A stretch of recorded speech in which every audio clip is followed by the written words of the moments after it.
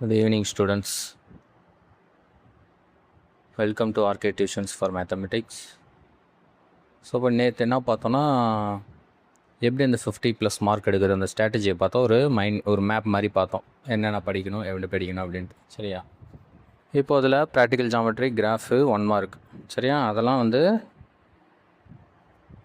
1 mark graph practical ஜாமெட்ரியாக நீங்கள் ஒன்று try பண்ணணும். இல்லை நம்ம யூடியூப் சேனல்லே அந்த ப்ராக்டிக்கல் ஜாமெட்ரிக்கு வீடியோஸ் இருக்குது, அதை வேணால் பார்த்து ரெஃபர் பண்ணிக்கோ. சரியா?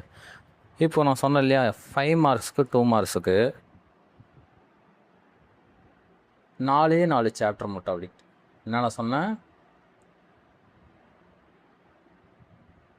50+ மார்க் ஸ்ட்ராட்டஜி.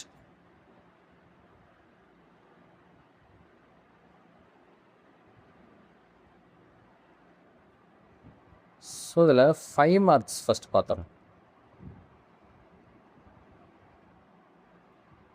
5 மார்க்ஸில் எனக்கு ஃபஸ்ட்டு யூனிட்லேருந்து வர 5 மார்க்கை நான் கண்டிப்பாக அட்டன் பண்ணி ஆகணும் சார் அப்படின்றவங்களுக்கு ஜஸ்ட் ஒரு 4 டைப்ஸ் ஆஃப் ப்ராப்ளம்ஸ் மட்டும் சொல்கிறேன். அந்த 4 ப்ராப்ளம்ஸ் தான் மேக்ஸிமம் கேட்போம். சரியா? First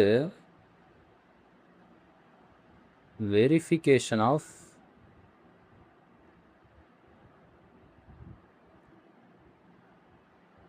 Cartesian product.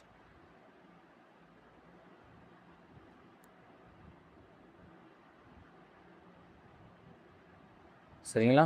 Verification of Cartesian ப்ராடக்ட்னா ஒன்றும் இல்லை, அவங்களே ஒரு 2 செட்டை கொடுத்துட்டு கார்ட்டீசியன் ப்ராடக்டை செக் பண்ண சொல்லுவாங்க. ஃபார் எக்ஸாம்பிள் ஒரு சம் போடுறோம் பாருங்களேன்.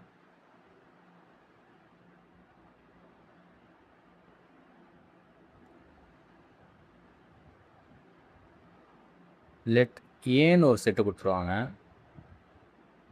ஏபிசி, அண்டு பின்னு ஒரு செட்டு கொடுத்துருவாங்க, 1, 2, அண்டு சின்னு ஒரு செட் 2, 3 எப்படின்னு கொடுத்துட்டு verify A cross B intersection C is equal to A cross B intersection A cross C. இந்த ப்ராப்பர்ட்டியை வெரிஃபை பண்ண சொல்லுவாங்க. ஓகேவா? ஃபஸ்ட்டு ஸ்டெப் என்ன பண்ணோன்னா, கிவன் போட்டு ட்ரூத் இருக்கிறத ஃபஸ்ட்டு எழுதிடுங்க. கிவன் அப்படின்னு போட்டு ஏ என்ன, பி என்ன, சி என்னன்னு எழுதிடுவோம்.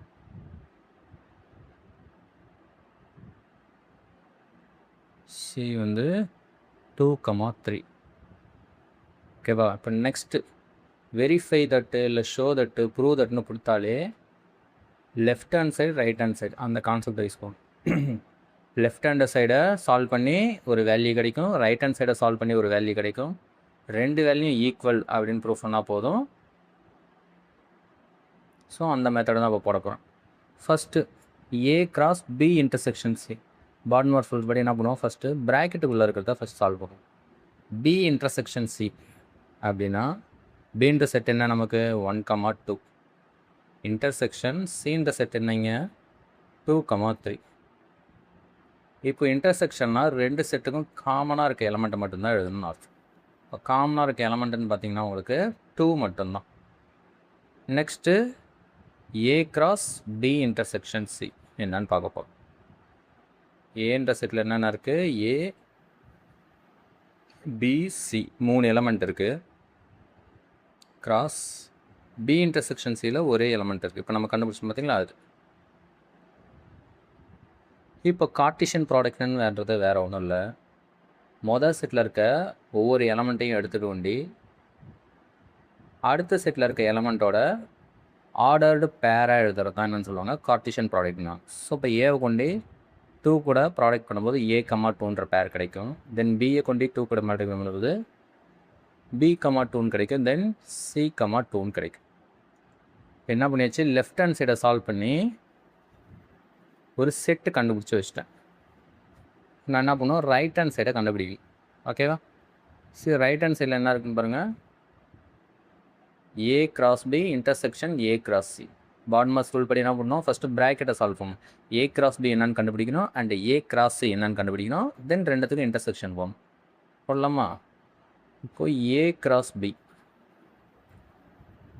ஏன்ற செட் என்ன நமக்கு தெரியும், A comma B comma C intersection, A cross B இல்லையா,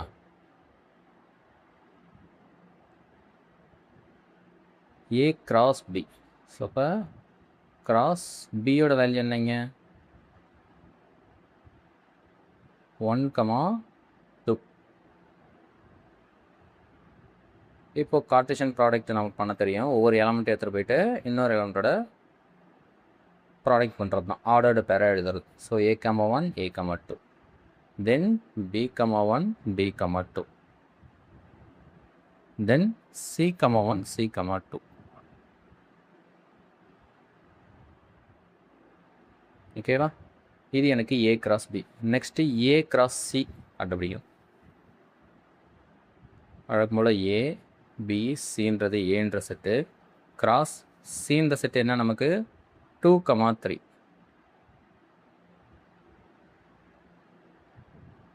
இப்போது கார்ட்டீசியன் ப்ராடக்ட் பண்ணும்போது என்ன கிடைக்கும் நமக்கு, A comma 2 A comma 3 B comma 2 B comma 3 C comma 2 C comma 3. ஓகேவா? இப்போ நம்ம என்ன பண்ணோம்னா, ஏ கிராஸ் பிக்கும் ஏ கிராஸ் சிக்கும் என்ன பண்ணணும், இன்டர்செக்ஷன் போகணும். இப்போ இந்த ரெண்டு செட்டையும் பாருங்கள், காமனாக இருக்க எலிமெண்ட் என்னென்னு கவனிங்க. இப்போ ஏ கமா 1 ரெண்டுத்துலேயும் இல்லை, ஏ கமா 2 ரெண்டுத்துலேயும் இருக்குது. ஸோ அப்போ ஏ கமா 2, தென் பி கமா 1 ரெண்டுத்துலேயும் இல்லை, பி கமா 2 இருக்குது, சி கமா 1 ரெண்டுத்துலேயே சி கமா 2 இருக்குது. வேறு எந்த எலமெண்ட்டும் காமனாக இல்லை. ஓகேவா? ஸோ இப்போ இது என்னன்னு பண்ணுவேன், இதை ஈக்குவேஷன் 2ன்னு வச்சுப்பேன். லெஃப்ட் ஹேண்ட் சைடு கண்டுபிடிச்ச பார்த்தீங்களா, அதை ஈக்குவேஷன் 1ன்னு வச்சுக்கலாம். ஸோ இப்போ ஃபைனலாக என்ன பண்ணணும், from 1 and 2.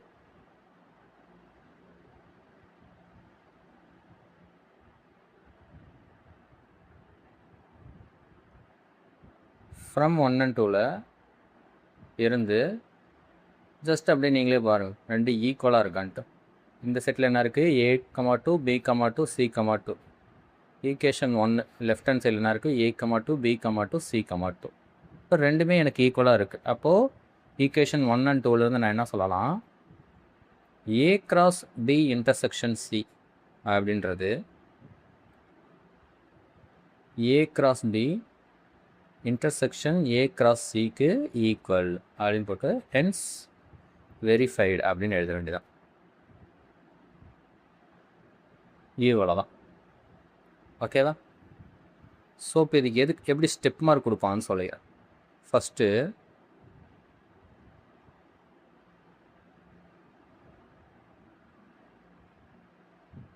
கிவனுக்கும்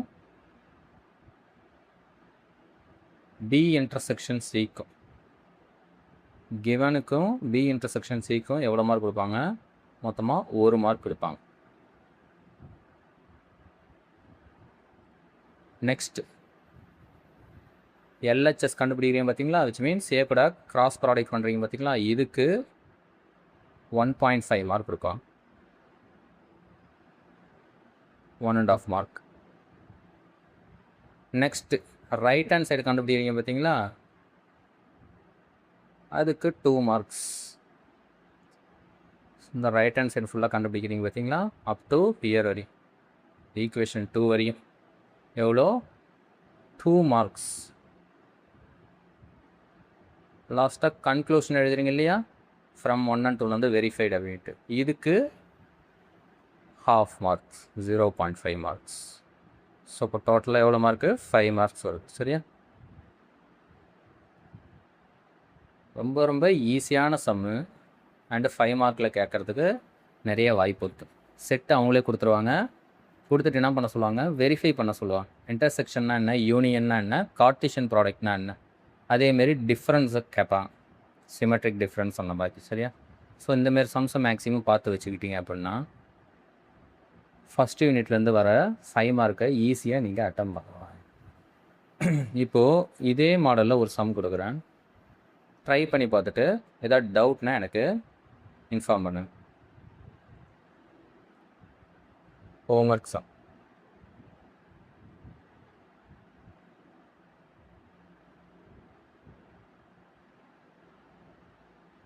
given a is 1, 2, 3, b is 2, 3, 4, c is 3, 4, 5 இப்படின்னு எடுத்துக்கிட்டு சேம் அதே ப்ராப்பர்ட்டி செக் பண்ணிக்கோங்க.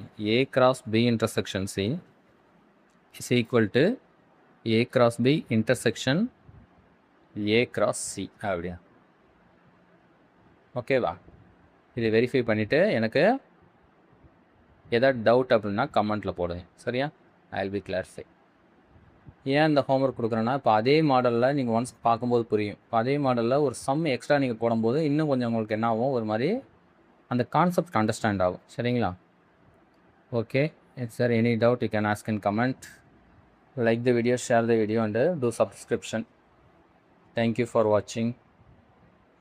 Have a good day. Bye.